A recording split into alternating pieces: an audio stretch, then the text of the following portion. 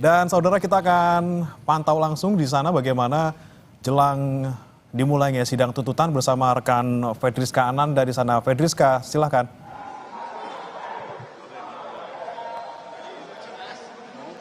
Ya, Bre, ini seperti yang Anda lihat di belakang saya, ini merupakan barisan dari kepolisian dan juga beberapa simpatisan dari PDI Perjuangan, Hasto Kristianto, begitu ya.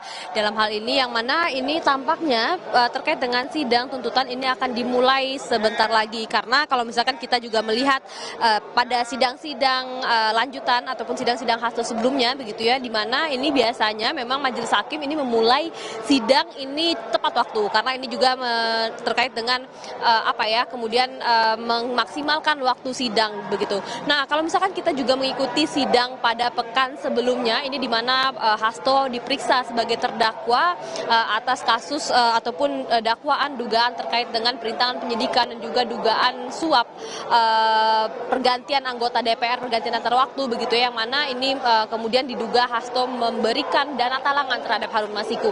Nah, kalau misalkan kita juga mengikuti pemeriksaan saksi baik dari pihak jaksa penuntut umum ataupun dari pihak tim penasihat hukum Hasto Kristianto, memang ini kedua kubu ini tampak sama-sama meyakini begitu ya terkait dengan apa yang mereka utarakan di muka sidang, di mana kalau misalkan dari jaksa penuntut umum ini mereka seperti yang kita ikuti juga sidang pada sidang sebelumnya, di mana Hasto ini didakwa terkait dengan dugaan perintangan penyidikan, di mana KPK meyakini ada instruksi dari Hasto kepada Harun Masiku untuk kemudian merendam handphone miliknya agar tidak bisa dilacak oleh KPK, begitu yang dibacakan di dalam dakwaan. Namun dari sisi ataupun dari kubu penasihat hukum Hasto Kristianto yang mengatakan bahwa justru dari saksi-saksi yang dihadirkan oleh jaksa penuntut umum ini justru memberikan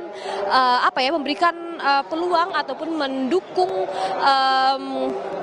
pernyataan yang dikatakan oleh tim penasihat hukum, di mana justru saksi-saksi ini memberikan keterangan yang menguntungkan bagi Hasto Kristianto. Mereka dari tim penasihat hukum ini meyakini bahwa jaksa penuntut umum tidak bisa membuktikan bahwa ada instruksi dari Hasto Kristianto kepada Harun Masiku untuk merendam handphone miliknya. Nah, itu terkait dengan dakwaan pertama. Kemudian dakwaan kedua ini adalah terkait dengan dugaan suap pergantian antar waktu anggota DPR RI, yang mana dalam hal ini Harun Masiku begitu ya, di mana dalam baik dalam sidang ataupun pemeriksaan saksi ataupun pemeriksaan ahli, hal ini juga didalami. Kemudian dari dari tim penasihat hukum Hasto Kristianto juga menghadirkan saksi AD charge ataupun saksi ahli yang meringankan Hasto, yang mana ini merupakan mantan hakim konstitusi yang kemudian ini ditanya ataupun digali keterangannya terkait dengan penafsiran hukum yang diketahui oleh ahli, yang mana ini memang sudah lama begitu berkecimpung sebagai hakim konstitusi terkait dengan putusan pengadilan terhadap dua terdakwa sebelumnya, yakni ini adalah dalam hal ini salah seorang anggota ataupun komisioner dari KPU dan juga salah seorang kader dari PDI Perjuangan, yang mana ini dinilai dari tim ataupun kubu tim penasihat hukum Hasto yang mengatakan bahwa ini putusannya sudah ingkrah dan tidak ada keterlibatan Hasto dalam kasus tersebut. Nah, inilah yang kemudian kemarin cukup menarik kita ikuti juga di dalam kasus ini, bagaimana kemudian kedua pihak ini meyakini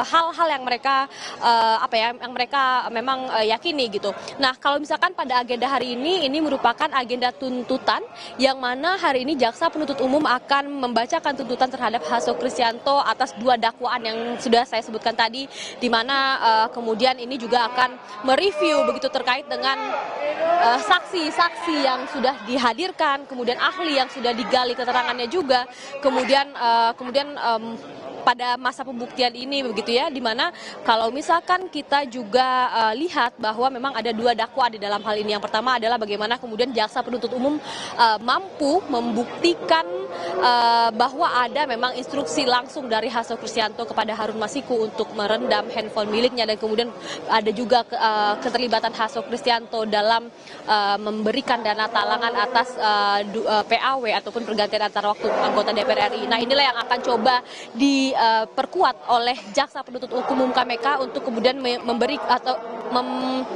meyakinkan majelis hakim nanti di persidangan. Inilah yang akan kita coba tunggu nanti, Bre.